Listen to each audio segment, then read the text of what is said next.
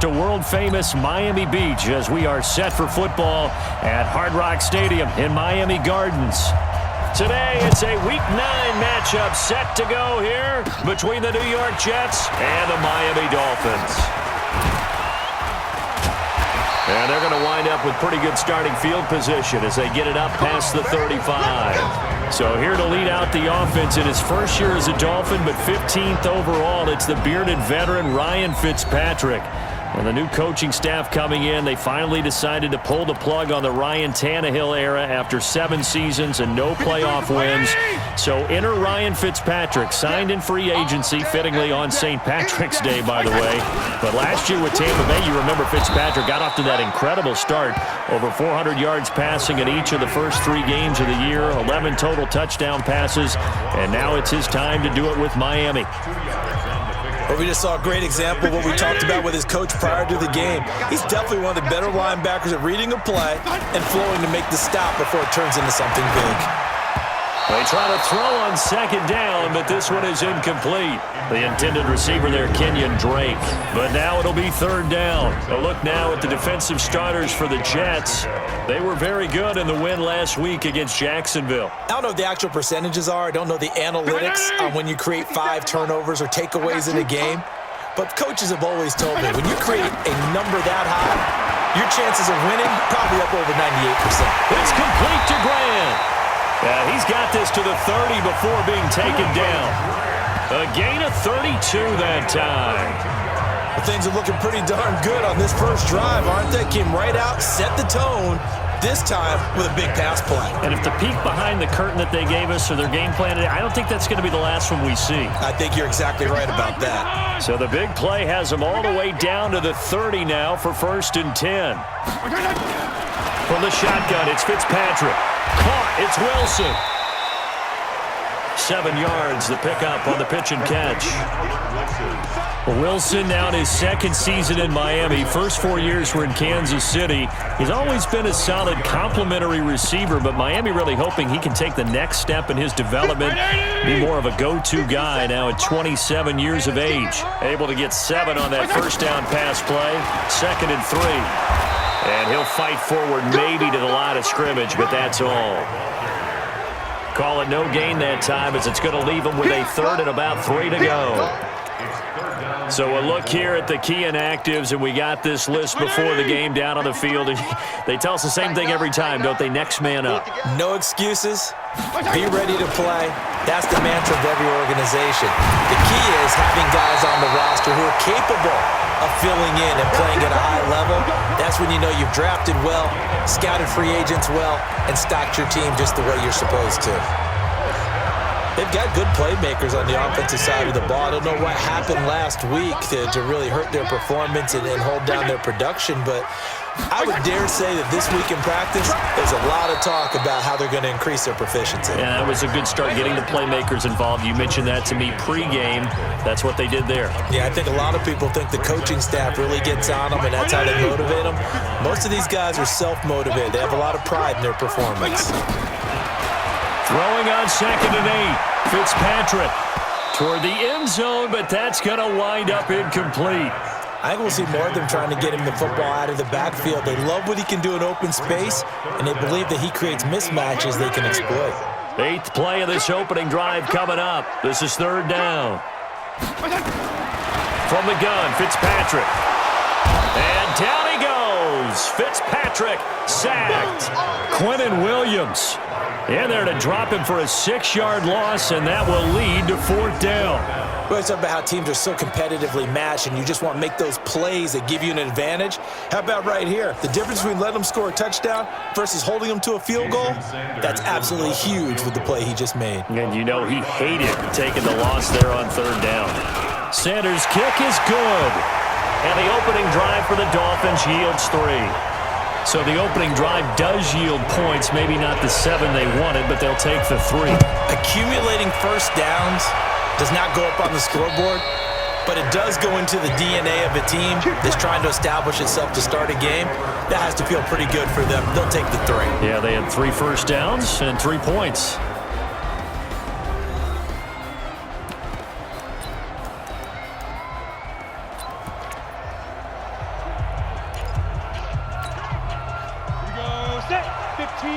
on it. 15 left. Get it. They'll run here with a former Steeler. This is Le'Veon Bell.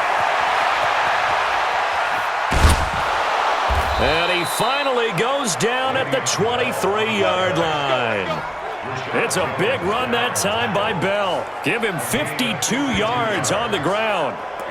Well, welcome to the party. First carry of the game. How about that? And just think, as far as he's concerned, he's just getting warmed up. So barely time to catch our breath. Here's 1st and 10 just outside the red zone. You draw quarters.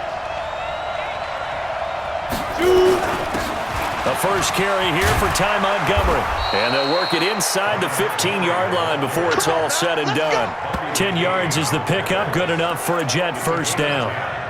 I hope we give enough respect to the big guys up front because they have been getting it done on this drive. The holes have been large, and they've been barreling through them, picking up first downs. Here we go.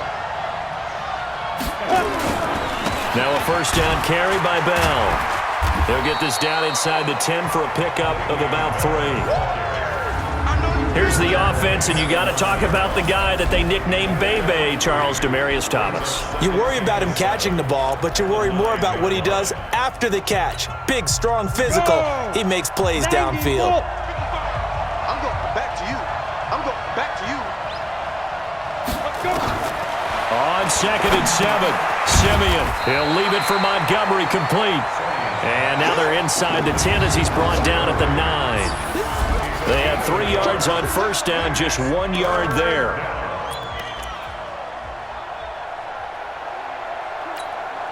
The Dolphins bring on an extra defensive back on 3rd down.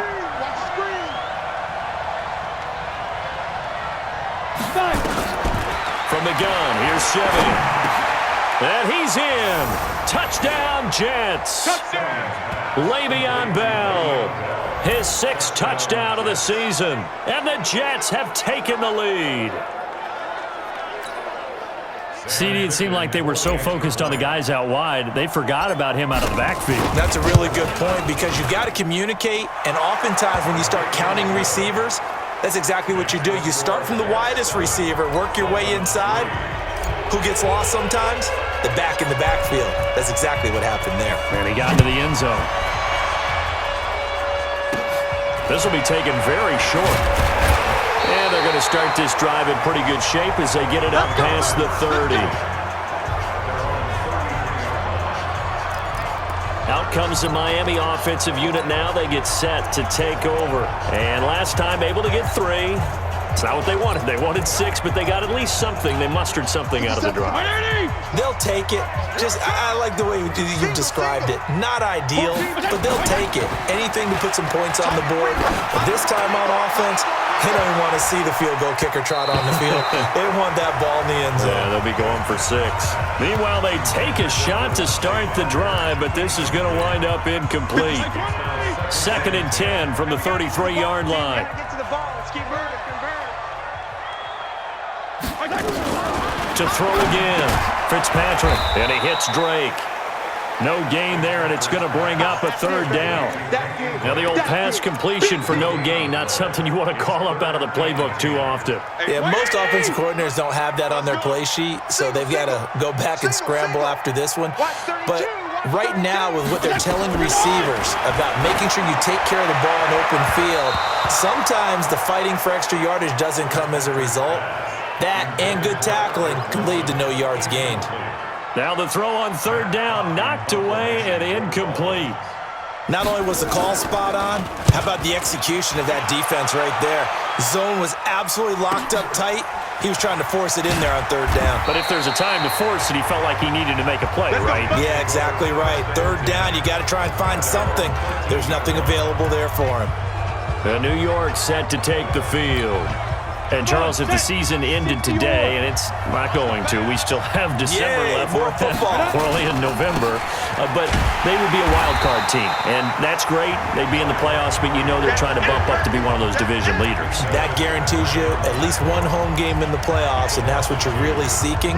But there also isn't much margin for error for this team, right? Because right where they're sitting, a 2-game losing streak could have them out of the playoffs, So they've got to make sure they continue to keep the momentum going. Absolutely. There's some sharks smelling blood in the water behind them. Now a pass taken in by the tight end Herndon. And he'll get this up to the 30-yard line. 19 yards to pick up there. Move the chains. Just the first quarter, but tackling going to be so important going forward. They've got to limit plays like that. And that's something when you see it happen early in the game and they don't get him on the ground, you can always tell that they were concerned about it going in. Because I can just tell you from my days, I remember being in college and worrying all off-season about our season open opponent, and they had a receiver that could shake and bake with the best of them. I tackled him on the first pass of the game, and the relief was incredible. Ended up having a pretty decent ball game. But if I had missed him, it would have been a different story. Long night. That last catch short of the marker by just a yard leaves him with a very manageable 2nd and 1. And he is swallowed up right at the line of scrimmage. Not enough there for a first. No gain, as a matter of fact. And it leaves them at 3rd and 1. Dolphins bring on an extra defensive back on 3rd down. They'll try and run for it with Bell. And he's got the first down yardage before he's brought down at the 42. But just 4 yards on the pickup, but that's good enough to extend the drive. Well, that was big right there because they're in the bottom 5 in the league and converting on 3rd down. They needed that pickup in a big way. There were 2 things they said they wanted to win in this game. One, the turnover battle, and the second, 3rd down conversions. So they got one there. Bell running on 1st down, but he's going to get back to the line of scrimmage, and that's it. Tackled that time by Jerome Baker out of Ohio State. I would think as a play call, you want to look for some quick hitters to your tight end. Any type of a route to replace where that linebacker was, because when you saw the speed with which he reacted and stuffed that play, maybe use that speed against him in the future. Now a man open down the middle of the field. And he's got another first down as he's brought down at the Dolphins' 32-yard line. He's come a long way since his time at Georgia Tech. What did he run at Tech? He ran hitches and go routes, essentially. Yeah. I mean, but he ran them really well. He averaged well over 20 yards a catch while he was there. And he still creates downfield in the NFL. That big body and that willingness to go catch the football. He's pretty impressive. And his friends call him Bebe, the nickname his uncle gave him back in the day. A good lane to run there for Bell as he'll get about 7 on 1st down. A solid run on 1st down. Gain of 7 leaves him with a 2nd and 3. So they'll come up after the gain of 7 on a 2nd and 3. Play action. It's Simeon. And he's going to be taken down back around the 35-yard line. Christian Wilkins in there to record the 2nd sack of his young NFL career. They were able to win last week despite him being sacked 4 times. They might need to tighten the reins a little bit, or this one may not end in another victory. You're right about that. They can't count on just winning the game no matter what happens. They can't let the accumulation of hits and harassment in the pocket get to their quarterback. Got to stop that. Give him clean lanes to throw the football in order to have a better chance to win again this week. Give him 15 yards on that one, and the Jets move the chains. I think it all came together there. In-breaking route, drove it with excellent pace. Money throw right there to move the sticks. They'll run on 1st down. It's Bell. And they've got it inside the 10 at the 8. 11 more on that one and another 1st down. One thing's for sure, this defense has to figure out how to stop the ground game. He's eating them up here in the 1st quarter. It looks like they have to go to different forces, aren't they? The conventional things aren't working too well. So I remember a coach of mine saying way back when a back's having a great game, you've got to get the ball out of his hands. See how far he can run without the ball. And what he meant was takeaways, knock it loose, because maybe you can't just stop him with just regular tackling.